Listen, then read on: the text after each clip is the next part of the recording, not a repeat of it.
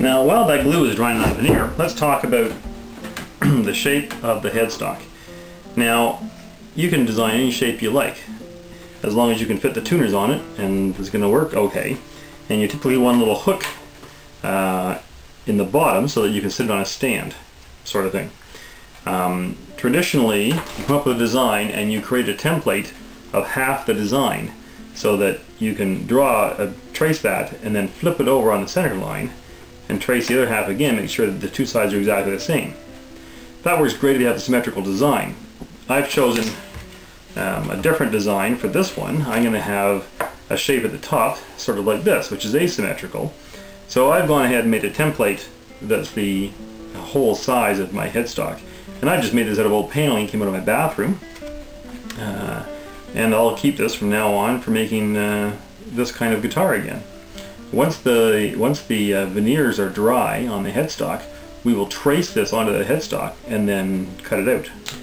Now we're going to take this now to the table saw, and as you know, we put the veneer a little bit past the back line of the nut, and we're going to cut this off upside down with the table saw. And I'll put a small support under here to kind of be the same height as what this veneer is, and run this through the table saw so we cut off the veneer on an angle straight like this, right back to the beginning of the nut line. I've cut that off now with the table saw to make that edge of the veneer straight up and down with the back side of the nut slot. The next thing we want to do is take our center line that we drew on here before and extend it onto the veneer.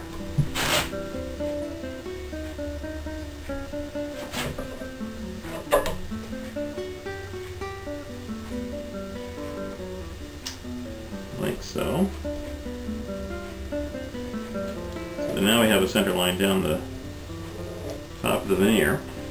And then take the template we made and align it at the edge of the veneer and align it with the center line. We have a center line on the template as well. Align it like so.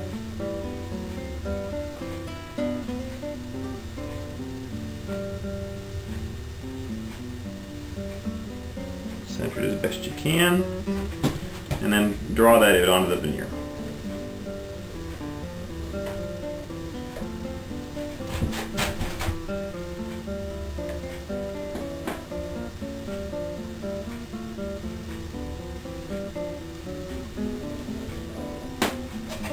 Here we go. Now I've sanded the flat portions and a bit of the bulk of the top off of here, just using the bench sander. I actually cut a little hole out here with a coping saw, but decided fairly quickly that I didn't need to do that for the other side on this particular thing. I've mounted a sanding drum into my drill press here, and I'll sand the rest of the curves out using that.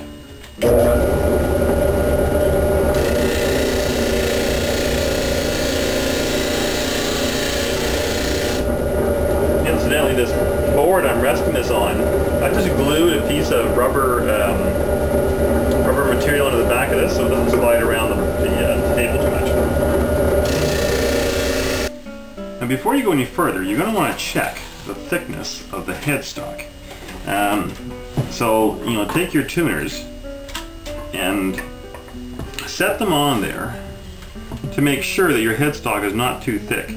And remember that you're going to have these pieces which go on the top too of thickness that come up on top of that. Now I did find with this one that it was a little too thick, so I took I just took to the bench sander and sanded down the face of the veneer a little bit, about as much as I want to, and to see how they are. Now I still think it's just a touch thick. The little curved piece of the tuner here, I kind of want that totally clear of the nut that holds this on, and it's just not quite there. So I don't want to take anything more off the veneer side, so I'll go back to the bench sander and I'll take some off of the back of the guitar. Now it's time to lay out and drill the holes for the tuning machines tuners, whatever you want to call them, to go through the headstock. So I've taken my template that I had used to draw out this headstock, and I've marked on it locations of where each of the holes will be. Now in my case, because I've got straight sides on my template, this is a pretty easy task to do. I've measured these holes 1/2 inch in from the sides of the template, and I've spaced them out 1.5 inches apart, so 3 inches total. And then the first one is 2 inches from the nut. So we're at 2 inches from here to here, then 1.5 inches all out there. And I've drilled a hole in there, large enough to allow my awl to fit through and the point to stick out without too much clearance in there. And now all I'll do with that is lay it on my headstock, all lined up the way it should be, and just take the awl and mark each of those locations. Now when you're drilling these holes in the headstock, on the tuners I'm using, you need a 3/8 inch hole. And I've got a 3/8 inch brad point bit mounted in my drill press. That makes a nice clean cut through the top because of the brads. And the 3/8 gives a nice snug fit for that, for those particular tuners. I also put a scrap of block of scrap behind your work so that you don't get tear out on the back of the headstock as you do this.